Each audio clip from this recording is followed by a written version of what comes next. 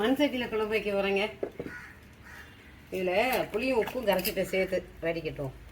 சரி, தக்காளி ஒன்று கரைக்கிறேங்க. இதில் 2 வெங்காயம் கரைச்சிக்கலாங்க. பாருங்கள், கருவேப்பிலை அதையும் போட்டு கரைச்சிக்குவோம். 2 கருவேப்பிலையும் வெங்காயம்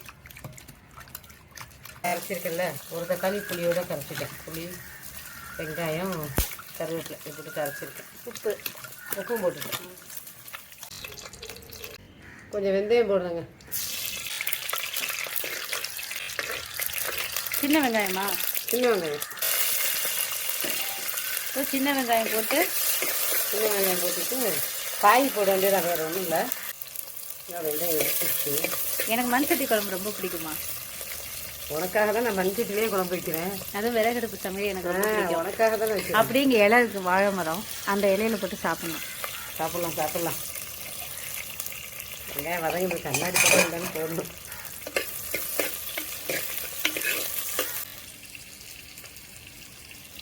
கருவேப்பிலை போடுறோம். 2 பேர் தக்காளி போடுங்க. அதில் தக்காளி கரைச்சிருக்கீங்க. ஒரு தக்காளி கொஞ்சம் நல்லா பழுத்ததாக இருந்துச்சு, தெரிஞ்சு கரைச்சிட்டேன். கரைச்சாலும் நல்லாயிருக்கும். கரைச்சி ஒன்று. ஆமாம், தாளிக்கிறதுக்கு ஒன்று போடுறேன். எத்தனை மிளகாய் போட்டீங்க? சும்மா ஒரு 4 மிளகாய், நம்ம உரப்புக்கு தகுந்த மாதிரி போட்டுக்கலாம். என்னென்ன காய் போட்டிருக்கீங்க சொல்லுங்கள். போட்டோன்னு சொல்கிறேன் பாருங்கள். கத்திரிக்காய், வாழைக்காய், கொத்தரங்காய், அவரைக்காய், எல்லாமே எனக்கு பிடிச்சி. உருளைக்கிழங்கு, எல்லா காயும் போட்டுருங்க. முருங்கைக்காய் பாருங்க என்னென்ன காய் போடுறேன். எல்லாம் சும்மா ஒன்று தான் போடுறேன். ஒவ்வொரு காய் தான் போடுறேன். இந்த மாதிரி எல்லா காயும் போட்டு வச்சா என் பையனுக்கு ரொம்ப பிடிக்குங்க. ஒரு காய் போட்டு வச்சா சாப்பிட மாட்டான். அம்மா எல்லா காயும் போடுங்கம்மா. சரி, கொஞ்சம் நேரம் அப்படி ஏற்பட்டு காய் எல்லா தூளும் கலந்து தான் வச்சுருக்கேன். மிளகா எல்லா தூளும் கலந்து.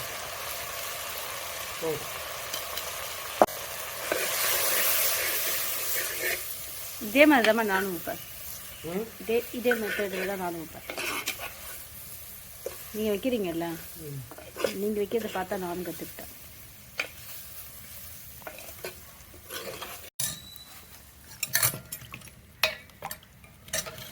இந்த புளி கரைசல், வெங்காயம், புளி கரைச்சது, தக்காளி, வெங்காயம், கருவேப்பிலை எல்லாம் போட்டு கரைச்சி வச்சுருக்கோம்.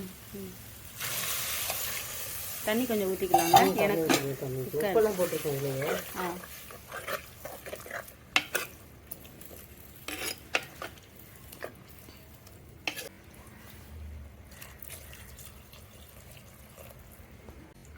நம்மளுக்கு 3 பேருக்கு 4 பேருக்கு தானே போகும்.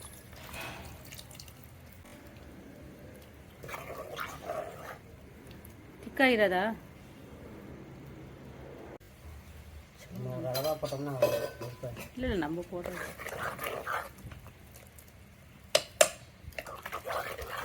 போதும், மூடி வைக்க. சூப்பராக இருக்குமா? கலர்ஃபுல்லாக இருக்குது. குழம்புல இறால் என்ன பண்ணுவோம்? இது ஐஸ் நேத்தான் ஆச்சு. இறாலை காட்டுங்க. இந்த பாருங்க, இறால் உரிச்சி குடல்லாம் எடுத்துட்டேன். சுத்தமாக இருக்கு.